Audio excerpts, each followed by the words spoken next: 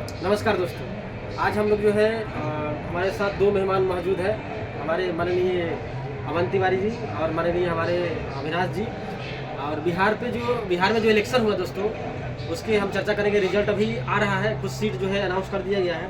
और आप क्या कहना चाहेंगे अमन जी, जो रिजल्ट आ रहा है, एक तरफा वोटिंग हुआ, क्या हुआ, कुछ कहना चाहेंगे बिहार के रिजल्ट को? एक तरफा वोटिंग का तो पूरा मतलब ऐसा लग रहा है कि एक तरफा ही वोटिंग हुआ है कि जन स्वराज ने भी काफ़ी अपने हिसाब से मतलब बहुत बढ़ चढ़ करके जो है समाज को उन्होंने बताया कैसे क्या करना है, क्या नहीं करना है। और इस हिसाब से अगर जन स्वराज के अगर एक भी सीट नहीं आया है तो एक तरफा वोटिंग पे पूरा ध्यान जा रहा है कि एक तरफा वोटिंग। और क्या बताइए, इतना जनसैलाब लेकर वो चल रहे थे, मैंने भीड़ इकट्ठा था, कभी सोचा भी नहीं था।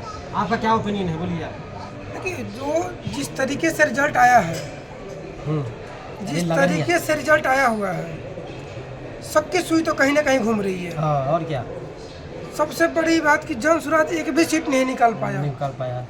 आरजेडी पूरी तरीके से धराशायी हो गई। वो तेजस्वी यादव बोले थे कि हमारी सरकार बनने वाली है। बताइए, उनका सपना अधूरा रह गया। दूसरा सबसे बड़ा इसमें बात क्या है कि जितने लोगों को देखा गया न्यूज में कि लोगों को गांव में घुसने से मना कर दिया गया, बीजेपी के नेताओं को लोगों ने रास्ते में घेर करके सवाल पूछा। बहुत कुछ। उप मुख्यमंत्री विजय सिन्हा को उनके अपने क्षेत्र में उनके ऊपर गोबर फेंका गया।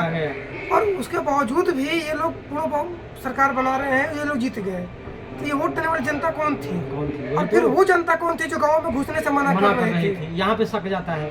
अब देखिए, ये तो है, अब ओपिनियन हमारा ये है, ऐसा नहीं है कि मतलब हम लोग किसी भी पार्टी का विरोध नहीं कर रहे हैं, लेकिन जो शक के दायरे में हमें ऐसा लग रहा है कि हाँ, ये चीज़ें हो सकता है। कहीं ना कहीं ऐसा नहीं है। जन स्वराज को आप बिल्कुल अब ये नहीं कह सकते हैं कि बिल्कुल उनका वोट ही नहीं है। एटलीस्ट इतना तो है कि जहाँ पर वो घूमे हैं, जिनका जो कैंडिडेट हैं, जिनका अपना खुद का एक पैतृक गांव से जहाँ से वो बिलोंग कर रहे हैं, कहीं ना कहीं वहाँ भी उनका अपना कुछ वोट तो है। उनका आपको बता दो कि उनका दो पैतृक गांव है।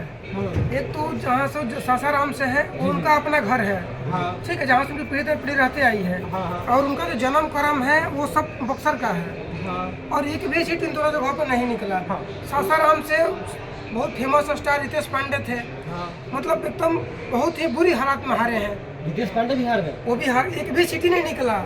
तो 4 सीटों पर बस आगे चल रहे थे, बाकी बाद में वो सीट वो भी पीछे रह गए। अच्छा, देखिए, जनता का फैसला था, जनता बिल्कुल जनता का फैसला था, जनता ने जो बनाया और लोकतंत्र का पर्व था, बिल्कुल सही बात है।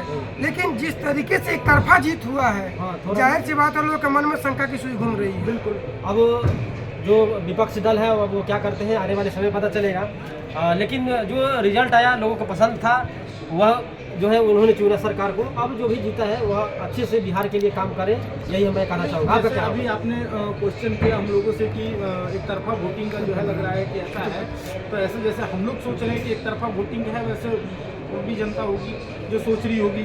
एक हम ही नहीं, और भी बहुत सोच रहे होंगे।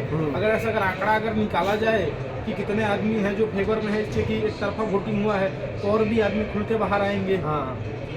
कुछ डर के वजह से नहीं बोल सकते हैं। नहीं किसी क्या अब तो हम किसी पार्टी का या किसी पब्लिक का विरोध वाली बात नहीं हो रही है। ये हम लोग बात देखो, सबका अपना अपना मत होता है, अपना अपना विचार होता है। इसमें बस पॉइंट वाला बात यह है कि एक तरफा जो जीत हो रही है, और वो भी उन नेताओं की जीत हुई है जिन नेताओं को अपने क्षेत्र में घुसने नहीं दिया गया। लेकिन मैंने पहले बताया, फिर भी वो जीते, तो वहाँ पे तो सुई घूमेगी। तो बात यहीं पे ख़त्म करते हैं दोस्तों। अब जो भी बिहार के जनता ने चाहा, उन्हें जिताया। अब मैं तो बिहार के जनता के लिए यही आवाज़ उठाऊंगा, बिहार से हूँ। तो बस जो भी जीता है, जो भी नेता जीता है, वह जो बिहार के लिए काम करे, बिहार के विकास के काम करे, यही कहेंगे। फिर मैं तो के साथ दोस्तों, जय हिंद, जय भारत।